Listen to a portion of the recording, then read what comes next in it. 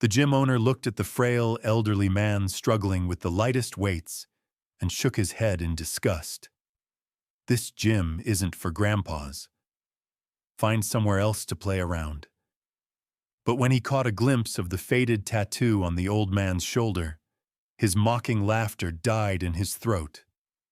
Marcus "Tank" Thompson, 28 years old and built like a brick wall, owned the most hardcore gym in San Diego. Iron Paradise was known throughout the city as the place where serious bodybuilders, MMA fighters, and elite athletes came to push their limits. Tank prided himself on maintaining the gym's reputation as a no-nonsense facility where weakness wasn't tolerated. The Monday morning crowd was thin when 70-year-old William "Bill" Carter walked through the front doors. Bill moved slowly, his shoulders slightly hunched, wearing a simple gray t-shirt and old gym shorts. He carried a worn gym bag that looked like it had seen better decades.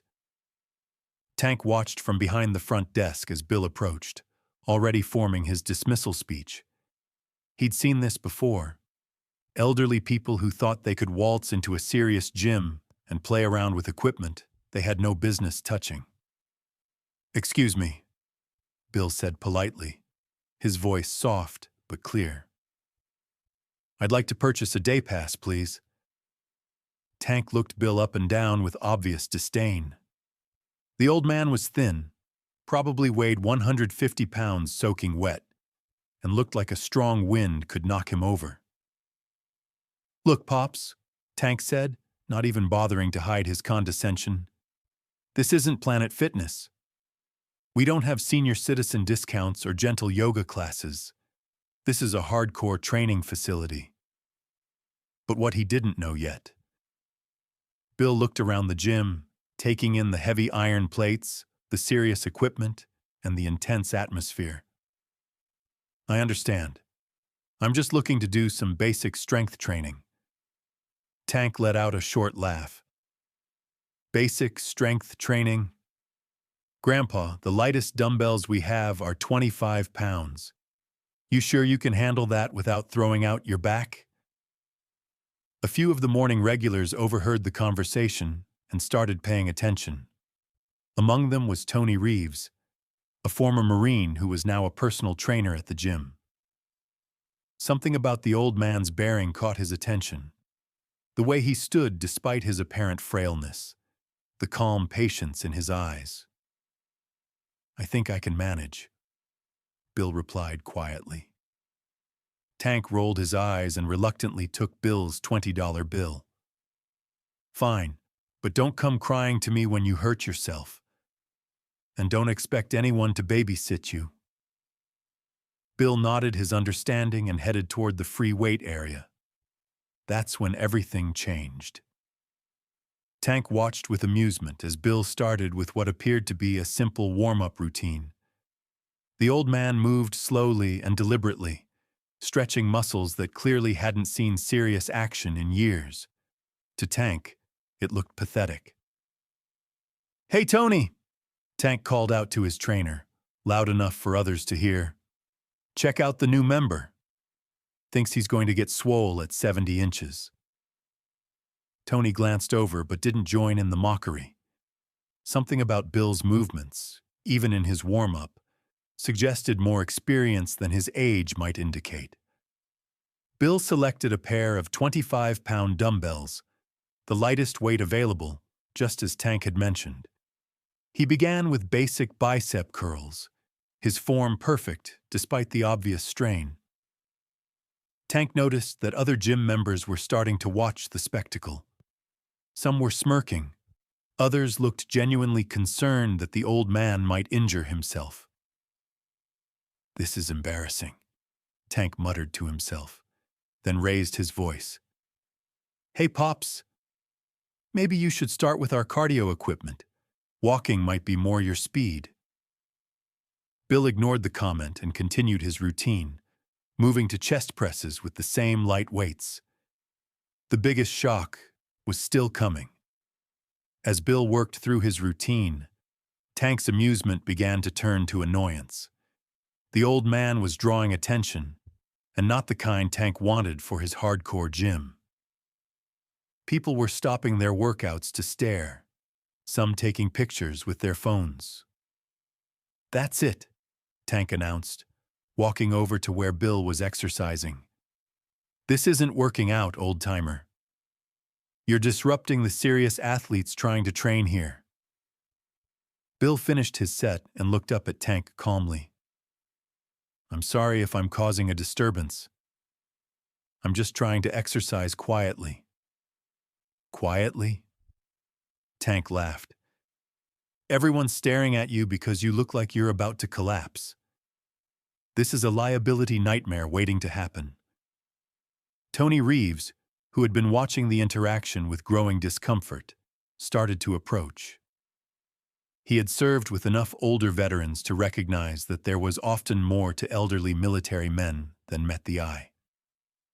"I think I need to ask you to leave," Tank continued, his voice getting louder. "This gym is for people who are serious about fitness, not senior citizens playing pretend." Bill started to gather his things without argument, the same quiet dignity he had shown throughout the encounter. But wait, there's more. As Bill reached for his towel, his gray t-shirt shifted slightly, revealing just a glimpse of his shoulder. Tony Reeves, who was now standing close enough to see clearly, caught sight of something that made his blood run cold. There, partially visible beneath the sleeve of Bill's shirt, was the edge of a tattoo. It wasn't large or flashy, but Tony recognized it immediately.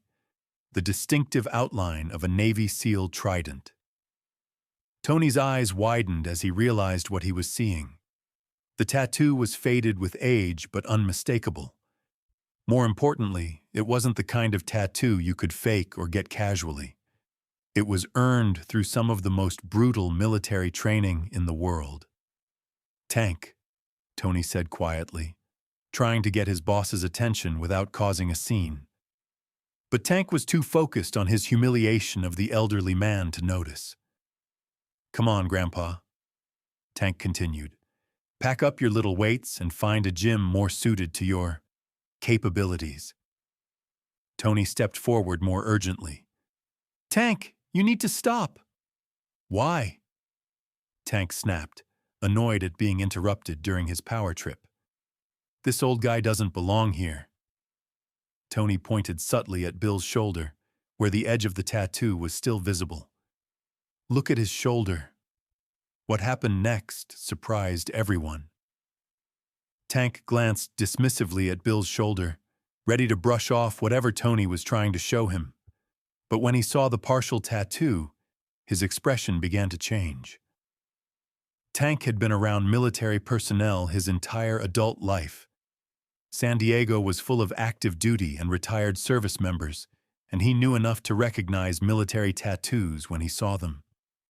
But this wasn't just any military tattoo. "Is that?" Tank started to ask, his voice trailing off. Bill, noticing that both men were staring at his shoulder, pulled his shirt sleeve down to cover the tattoo. "Tony," Tank said, his voice much quieter now. "Is that what I think it is?" Tony nodded grimly. "Navy SEAL trident. And judging by how faded it is, he's been carrying it for a long time." The realization hit Tank like a freight train. He had been mocking and humiliating a Navy SEAL, one of the most elite warriors the military had ever produced. Tank felt the blood drain from his face as he looked at Bill with completely new eyes. The man he had dismissed as a weak old-timer was actually a member of one of the most exclusive and respected military units in the world. If incredible stories of hidden strength, dedication, and the warriors who walk quietly among us inspire you, make sure to subscribe to our channel. We share these powerful reminders that true toughness isn't always visible on the surface, and that the most extraordinary people often appear completely ordinary. Hit that subscribe button to never miss these amazing stories of American heroes. The real surprise was, Tank stood frozen, his earlier arrogance completely evaporated. Around the gym, word was spreading quietly among the members who had overheard the exchange. Several other veterans in the facility began to take notice, including a retired Army Ranger and 2 former Marines. Bill finished packing his gym bag, still maintaining the same quiet dignity he had shown throughout the entire encounter. "Sir," Tank said, his voice now respectful and uncertain. I think there's been a misunderstanding." Bill looked up at him with those same calm eyes. "No misunderstanding, son. You run your gym the way you see fit. But sir, if you were a SEAL..." Bill's expression didn't change. "I was a lot of things, son. Right now, I'm just a 70-year-old man looking for a place to exercise." Tony Reeves stepped forward. "Mr. Carter?" "Bill Carter. Mr. Carter," Tony continued, his voice filled with respect. "I'm Tony Reeves, former Marine. If you don't mind me asking, what teams were you with?" Bill hesitated for a moment, then replied quietly, "SEAL Team 2, then later SEAL Team 6. But that was a long time ago. That's when the phone rang. Tank's cell phone buzzed with a call from his business partner, Jake Rodriguez, a former Navy SEAL himself who helped finance Iron Paradise. "Tank, what's this I'm hearing about you kicking out an old SEAL?" Jake's voice was tight with anger. Tank felt his stomach drop. "How did you—" "Word travels fast in the community, especially when someone disrespects one of our own. Is Bill Carter still there?" Tank looked at Bill, who was heading toward the exit. "He's leaving now?" "Jake, I didn't know." "You didn't know because you didn't ask. You saw an old man and assumed he was weak. Do you have any idea who Bill Carter is?" Tank felt sweat beading on his forehead. "No, sir. Bill Carter is a legend. 2 tours in Vietnam with SEAL Team 2, then 16 years with SEAL Team 6. He was part of operations so classified they're still not declassified. He has more combat experience than most active duty SEALs will see in their entire careers." Everyone learned the truth, but the real shock. Jake continued his explanation, and with each word, Tank felt smaller and more ashamed. Bill Carter didn't just serve. He was one of the instructors at BUD/S for 10 years. He helped train the SEALs who went on to become legends themselves, and you just threw him out of your gym for being too weak. Tank watched helplessly as Bill reached the front door. "Jake, what do I do?" "You make this right. Now. Before he walks out that door and word of this spreads through every veteran community in San Diego."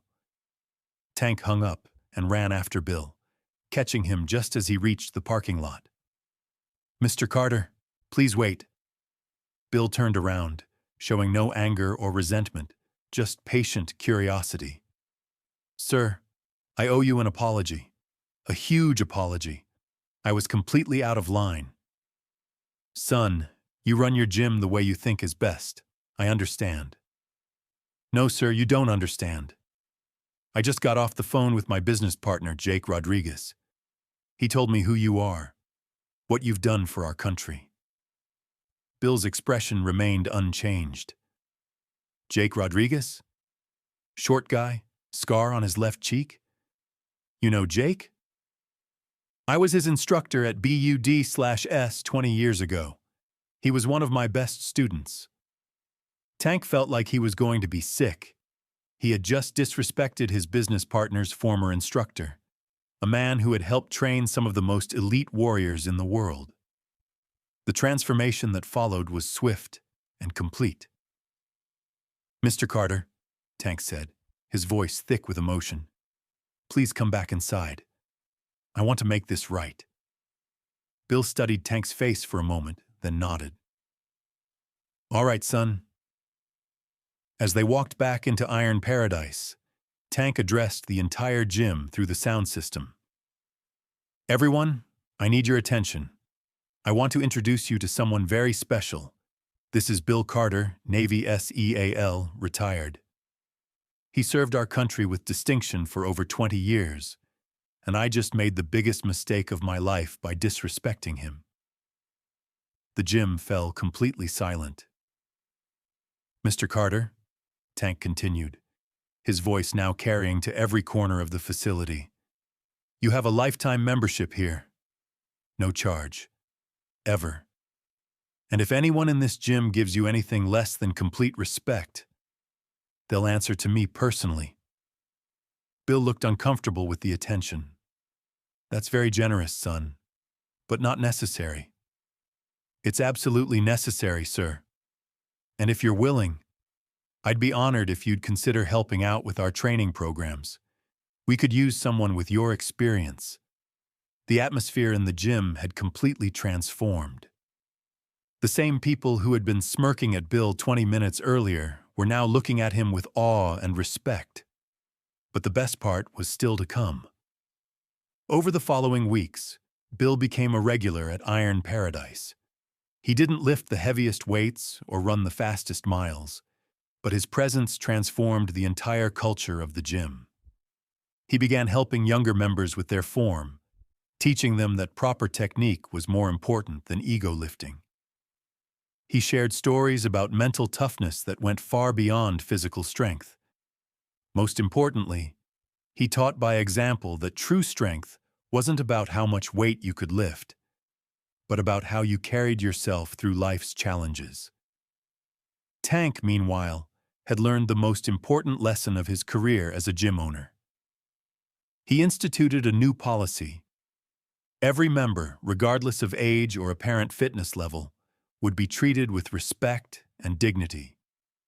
The story of Bill Carter spread throughout San Diego's fitness community, becoming a legend told in gyms across the city. It served as a reminder that you never knew who you might be talking to, and that respect should be given freely, not earned through demonstration. Tony Reeves became Bill's workout partner, and their friendship bridged the gap between Marine and Navy, between generations of warriors who understood that service never really ends. Jake Rodriguez visited the gym the following week, and the reunion between him and his former instructor brought tears to the eyes of everyone present. The respect and gratitude in Jake's voice when he thanked Bill for his training was something that couldn't be faked or bought. Months later, Iron Paradise had developed a reputation as more than just a hardcore gym. It became known as a place where veterans of all ages could train together, where respect was valued as much as physical strength, and where the quiet wisdom of experience was treasured alongside youthful enthusiasm.